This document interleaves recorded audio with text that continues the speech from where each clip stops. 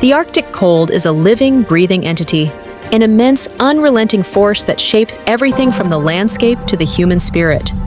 In the winter of 2025 to 2026, as the polar night envelops vast swaths of the circumpolar north, temperatures in remote settlements across Nunavut, Greenland, northern Alaska, and the Canadian high Arctic frequently plunge into the -40 degrees Celsius to -50 degrees Celsius, -40 degrees Fahrenheit to -58 degrees Fahrenheit range, with wind chills pushing the perceived cold even lower. While the absolute record for the Northern Hemisphere remains -69.6 degrees Celsius, -93.3 degrees Fahrenheit, recorded in 1991 at Greenland's Klink Station, recent winters have delivered fierce outbreaks of polar air that remind residents this frozen world remains one of the harshest on Earth. These extremes are not abstract.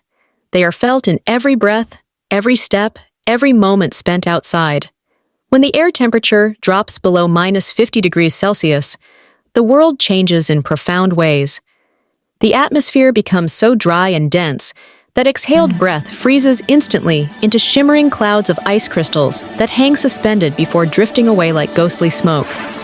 Exposed skin begins to burn almost immediately. Frostnip can set in within 30 seconds, progressing to full frostbite in minutes if unprotected. The physiological response is immediate and desperate. The body triggers vasoconstriction, pulling blood away from the extremities to protect vital organs, causing fingers, toes, nose, and ears to go numb and pale.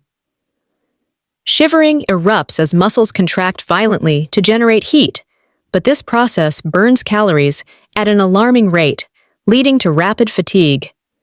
If core body temperature falls below 35 degrees Celsius, hypothermia takes hold.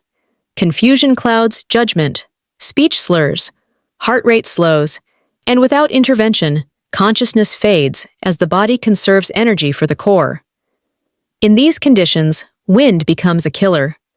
Arctic blizzards, often born from clashing air masses or high-pressure systems over Greenland, can sustain winds over 80 kilometers per hour, 50 miles per hour, while whipping snow into blinding whiteouts.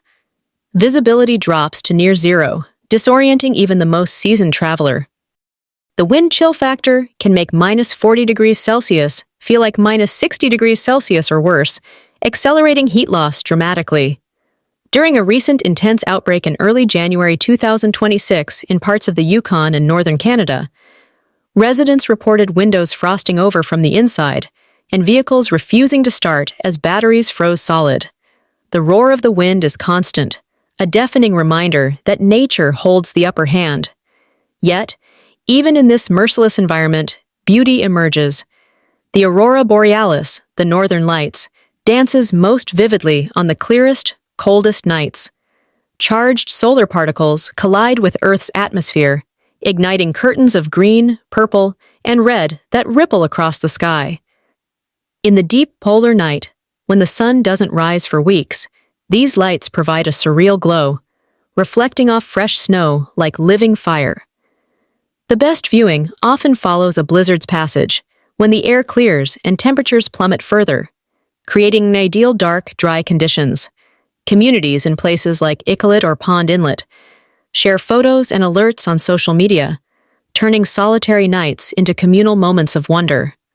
For the Inuit people, approximately 65,000 in Canada, primarily in Nunavut, 50,000 in Greenland, and thousands more in Alaska, this cold is not an enemy to conquer, but a familiar companion, a teacher of resilience. In 2025 to 2026, daily life reflects a seamless integration of ancient Inuit Kaujimajatukanget, traditional knowledge, or IQ, with modern tools.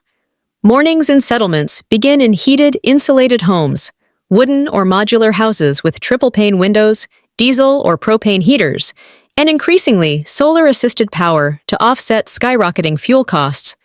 Inside, the air is warm, filled with the aroma of brewing coffee and the sounds of children preparing for school, often in Inuktitut alongside English or French. Clothing for the outside world is a carefully layered system. Everyday wear includes synthetic parkas, thermal base layers, and insulated boots from southern brands. But for prolonged exposure, hunting, checking ice, or traveling, traditional elements prevail. Seal or caribou fur anoraks with windproof hoods, mukluks, boots, stuffed with sedge grass for insulation, and fur-lined mittens offer breathability that synthetics sometimes lack in extreme wet-cold conditions. Hunters still inspect each other's faces for pale patches indicating frost nip, responding with shared body heat or immediate shelter. Children bundle into bright snowsuits, their cheeks rosy from the brief time outdoors during recess. Food sustains the fight against the cold. High-fat, high-protein country foods remain essential. Seal meat, caribou. Arctic char, whale muktuk, skin and blubber rich in vitamin C to prevent scurvy, and seasonal berries. Community freezers in places like Pond Inlet or Nuuk store these harvests, distributed freely to ensure elders and those unable to hunt eat well. Hunts persist, now aided by GPS, satellite phones, drones for ice scouting, and weather apps. But elders' knowledge guides the final decisions. Interpreting ice cracks for safety, predicting wind shifts, honoring animals through traditional rituals to maintain balance. Climate change complicates this.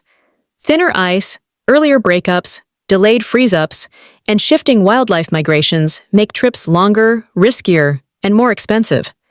Yet adaptation is ongoing. Shorter outings, new tech integration, and youth training programs preserve these practices. Transportation mirrors this evolution. Snowmobiles dominate for speed across vast frozen expanses, allowing hunters to reach distant grounds quickly. Traditional dog teams, though rarer, endure for cultural events, tourism, and some hunts. In summer, motorboats and ATVs navigate coastal routes.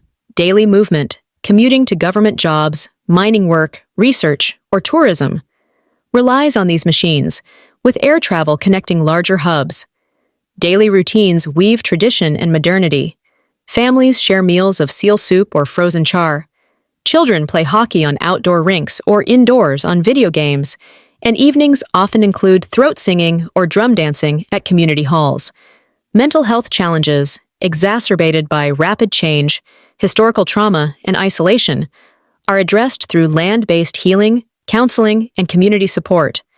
Social media keeps families connected across distances, while cultural festivals celebrate language and identity. The greatest challenge is climate change itself. The Arctic warms at 4 times the global rate, melting permafrost that destabilizes homes and infrastructure, altering animal patterns, and increasing food costs from imported goods. Sea ice thins earlier, making spring hunts perilous.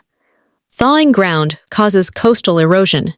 Inuit lead the response through strategies like the National Inuit Climate Change Strategy, community monitoring, renewable energy projects, and global advocacy via the Inuit Circumpolar Council. Youth learn to blend IQ with science, ensuring knowledge transmission. In this cold, unforgiving landscape, the aurora reminds people of beauty amid hardship. The northern lights appear brightest on the coldest, clearest nights, a symbol of endurance. Communities gather to watch, sharing stories and warmth, reinforcing bonds that the cold cannot break. The Arctic cold is more than weather. It's a crucible forging resilience, culture, and adaptation. In 2025 to 2026, as the wind howls and temperatures drop, Inuit life continues not in spite of the cold, but in profound partnership with it. This frozen world teaches that survival is about harmony, knowledge, and community. It challenges us all to respect nature's power and to adapt with wisdom. The cold endures, but so does the human spirit within it.